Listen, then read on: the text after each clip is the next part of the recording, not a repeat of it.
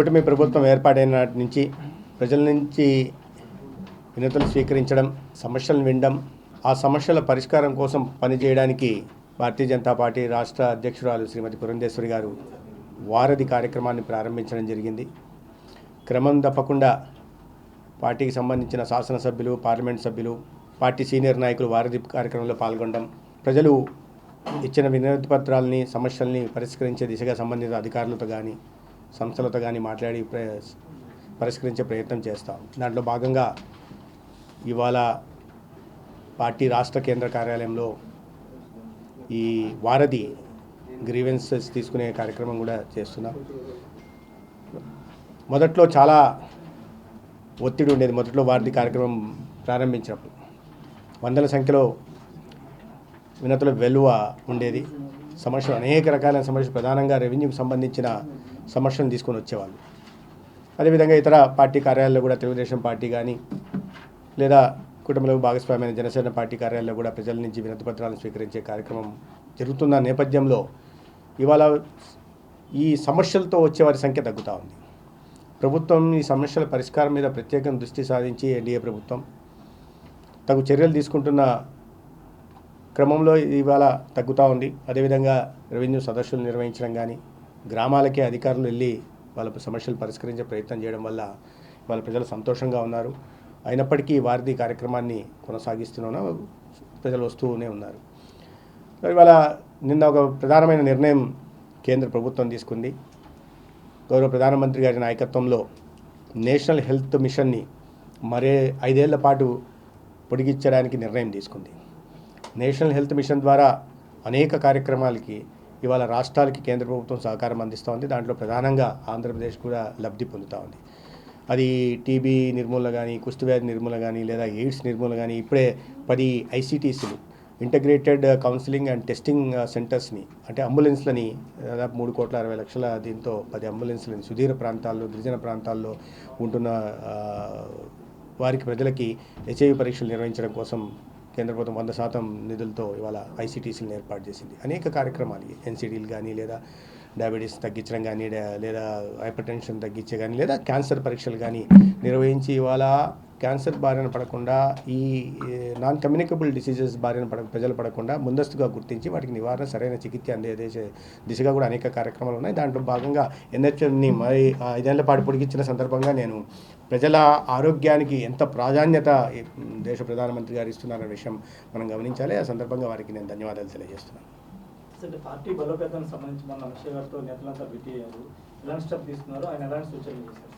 Party బలోపేతానికి ఎలాంటి సూచనలు చేయాలంటే సంస్థాగతంగా విస్తరించాలనే విషయం అన్ని వర్గాల్లోకి, మా పార్టీ విధానమే ఉంది సర్వస్పర్శి సర్వవ్యాపి అని. అంటే అన్ని వర్గాల ప్రజల్లోకి వెళ్ళాలి, అన్ని ప్రాంతాలకు పార్టీని విస్తరింపజేయాలని. దాంట్లో భాగంగానే ఆంధ్రప్రదేశ్లో కూడా కూటమి ధర్మాన్ని పాటిస్తూ పార్టీని విస్తరించడానికి నాయకత్వం పనిచేయాల్సిన అవసరం గురించి వారు చెప్పడం జరిగింది. ప్రధానంగా ఇప్పుడు కొత్తగా క్రమం తప్పకుండా సంస్థాగత ఎన్నికలు జరుగుతున్న ఒక రాజ్యాంగాన్ని, పార్టీ రాజ్యాంగాన్ని అనుసరించి ఎన్నికలు జరుపుకుంటున్న ఏకైక పార్టీ ఈ దేశంలో, ఈ ప్రపంచంలో ఏదైనా ఉందంటే భారతీయ జనతా పార్టీ.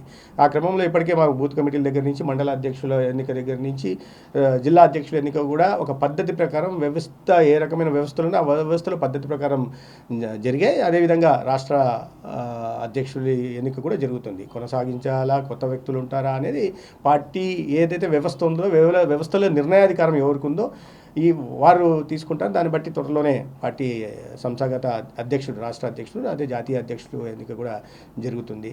అది పార్టీని విస్తరింపజేయడానికి ప్రజల్లో నిత్యం ఉండడం, ప్రజా సమస్యల మీద మాట్లాడుతుండడం, ఇప్పుడు అధికారంలో కూడా భాగస్వామిగా ఉంటున్నాం కాబట్టి ప్రజల సమస్యలను పరిష్కరించే ప్రయత్నం చేయడం, ఈ రకంగా అదేవిధంగా సంక్షేమ ఫలాల పథకాలు ఏవైతే ఉన్నాయో వాటి లబ్ధి ప్రజలకు చేర్చే విధంగా కేంద్ర ప్రభుత్వం నుంచి కూడా అనేక రకాలు, ఇప్పుడు ఉదాహరణకి సూర్యఘర్ పథకమే ఉంది.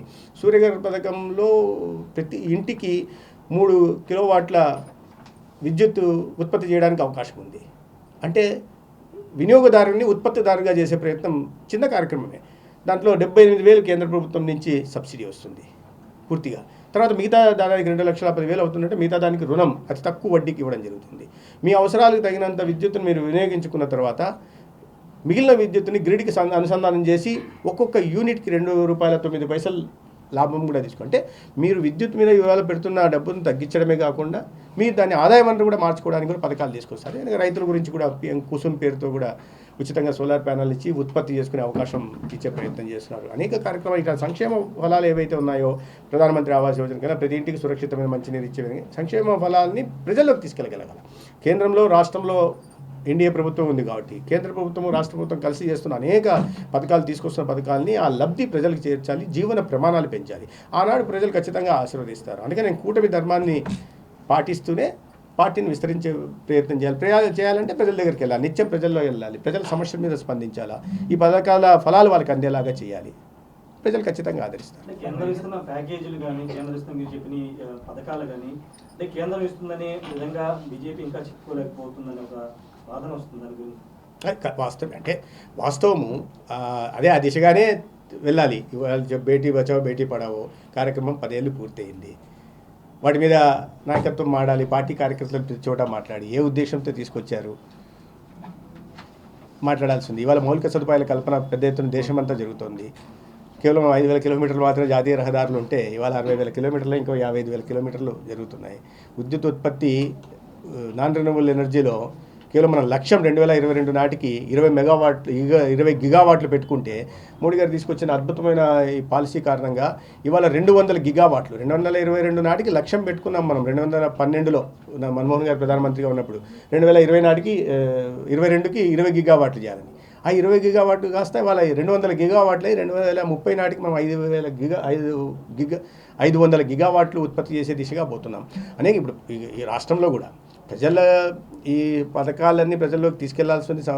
రాష్ట్రానికి ప్రత్యేకంగా ఆంధ్రప్రదేశ్కి చాలా విస్తృతమైన ప్రయోజనాలు కేంద్ర ప్రభుత్వం కలిగిస్తూ ఉంది. ఉదాహరణకి అమరావతి నిర్మాణానికి 15,000 కోట్లు కేంద్రం రుణం పూర్తిగా తీసుకుంటూ రాష్ట్రానికి గ్రాంట్గా ఇవ్వడం కానీ, లేదా పూర్తిగా 100% జాతీయ ప్రాజెక్టుగా ప్రకటించి పోలవరం నిర్మాణం పూర్తి చేయడం కానీ, అనేక విద్యా సంస్థల్ని ప్రభుత్వ సంస్థలు తీసుకురావడం కానీ, లేదా ఈ ఎకనామిక్ కారిడార్లలో నోడ్లలో ఉపాధి అవకాశాల కోసం పరిశ్రమల కల్పన కోసం పెద్ద ఎత్తున సహాయ సహకారాలు అందించడం, పెద్ద ఎత్తున నిధులు అందించడం కానీ.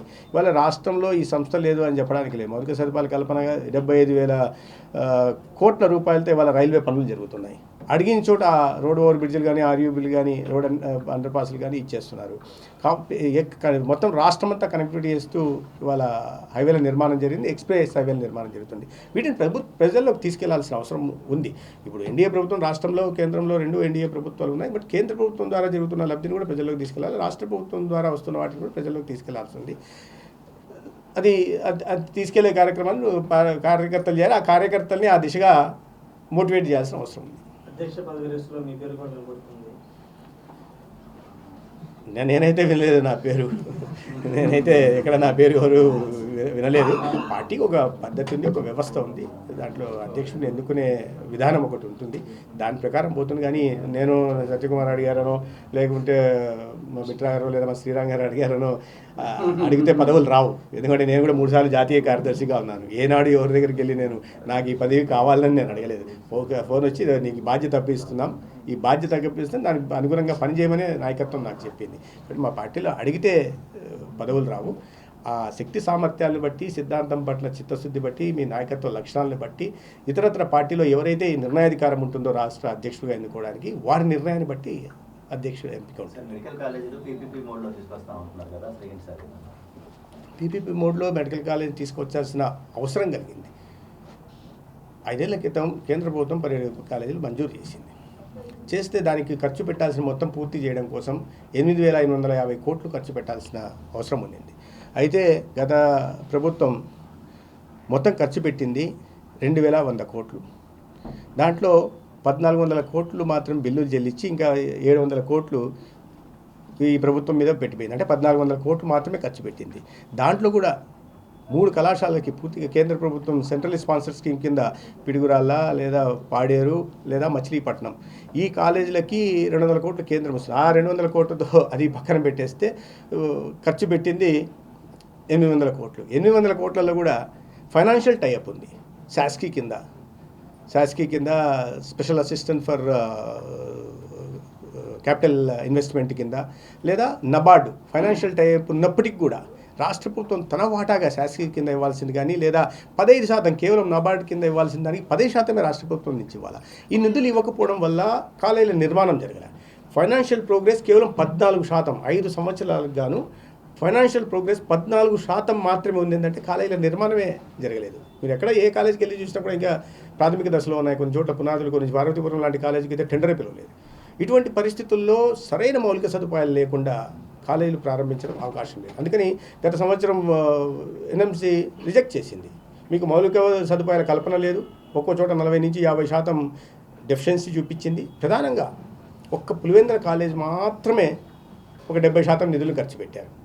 అది గతంలో ముఖ్యమంత్రి గారి నియోజకవర్గం కాబట్టి దాని మీద దృష్టి పెట్టి మౌలిక సదుపాయాల కల్పన అయితే అంతవరకు చేయగలిగారు. పూర్తి భవనాలను కూడా ఇంకా పూర్తిగా నిర్మించాలి. ఆసుపత్రి మాత్రం పూర్తి చేశారు. కళాశాలలు ఇంకా నిర్మాణ దశలోనే ఉన్నాయి. అయితే వీటికి కావాల్సిన ఫ్యాకల్టీని సమకూర్చలేకపోయారు. 48% ఒక పులివెందుల్లోనే ఫ్యాకల్టీ. ఆయన ముఖ్యమంత్రిగా ఉంటున్న జగన్మోహన్ రెడ్డి గారు ముఖ్యమంత్రిగా ఉంటున్న నియోజకవర్గంలో నిర్మించబడుతున్న కళాశాలకి ఫ్యాకల్టీ డెఫిషియన్సీ 48% ఉందంటే ఫ్యాకల్టీ లేకుండా విద్యాబోధన, వైద్య విద్యాబోధన సాధ్యం కాదు. మౌలిక సదుపాయాల కల్పన లేకుండా, హాస్టళ్ళు లేకుండా పిల్లల్ని చదివించడం సాధ్యం కాదు. ఇంత పెద్ద ఎత్తున నిధుల కొరత ఉన్న క్రమంలో ఇవాళ రాష్ట్రం ఎదుర్కొంటున్న ఇప్పటికే అప్పుల ఊబిలోకి నెట్టేసిపోయారు. అన్ని దీంతో పాటు మొత్తం రాష్ట్రం అభివృద్ధి నేపథ్యంలో పీపీపీ మోడల్లోకి వెళ్తే ప్రభుత్వ భాగస్వామ్యం ఉంటుంది, యాజమాన్య హక్కులు ప్రభుత్వం దగ్గరే ఉంటాయి. అయితే ఏదైతే ప్రభుత్వం ఇప్పటికే భూమి సేకరణ కానీ లేదా ఖర్చు పెట్టిన డబ్బులు ఉన్నాయో దానికి తోడు ఇంకొంచెం వైబిలిటీ గ్యాప్ ఫండింగ్ కింద కేంద్ర ప్రభుత్వం నుంచి, రాష్ట్ర ప్రభుత్వం నుంచి కూడా ఇచ్చి మిగిలిన మొత్తానికి ప్రైవేట్ P4 భాగస్వామ్యాలు పెట్టి ఒక నాణ్యమైన విద్యను అందించే ప్రయత్నం చేయాలి. ఇప్పుడు నేను సిద్ధార్థ మెడికల్ కళాశాలకు పోయాను. మళ్ళీ ఉండడానికి హాస్టల్ లేదు, కన్వెన్షన్ సెంటర్ లేదు, ఇటువంటి కొరతలు ఉన్నాయి. ఈ నేపథ్యంలో P4 విధానంలోకి వెళ్ళి ఒక నాణ్యమైన అన్ని మౌలిక సదుపాయాలు కల్పించి ఒక నాణ్యమైన విద్యను అందించడం, దానికి అనుగుణంగా ఆసుపత్రుల్లో ఈ ఎన్టీఆర్ వైద్య సేవ, ఆరోగ్యశ్రీ అనే వాళ్ళం దీనికి కావాల్సిన సేవల్ని, అదేవిధంగా కొన్ని మనకి ఈక్విటీకి తగినంతగా ఫ్రీ సీట్లను కూడా తీసుకుంటాం. బడ్జెట్ పెరుగుతుందంటారు ప్రభుత్వం, ప్రజల మీద బడ్జెట్, స్టూడెంట్స్ మీద బడ్జెట్ ఉంటుంది పీపీపీ మోడ్లోకి వెళ్తే అనేది ఒక వాదన. బడ్జెట్ ఇప్పుడు కూడా ప్రభుత్వ కళాశాలలో ఉంది కదా, రీఫైనాన్సింగ్, సెల్ఫ్ ఫైనాన్సింగ్, దీనిలో ఫీజు తీసుకుంటున్నారు. ఇప్పుడు కూడా ప్రభుత్వం తీసుకొచ్చింది. అయితే దానికి తగినట్టుగా ఉచిత సీట్లు ఉంటాయి. P4 మోడల్లో పోయినా కూడా మేము చెప్తున్న వైబిలిటీ గ్యాప్ ఫండింగ్ లేదా మా ఈక్విటీ ఎంత ఉంటుందో ప్రభుత్వంది, ప్రజల ఈక్విటీ ఎంత ఉందో దానికి తగినట్టుగా ఫ్రీ సీట్లు వస్తాయి కన్వీనర్ కోటాలో.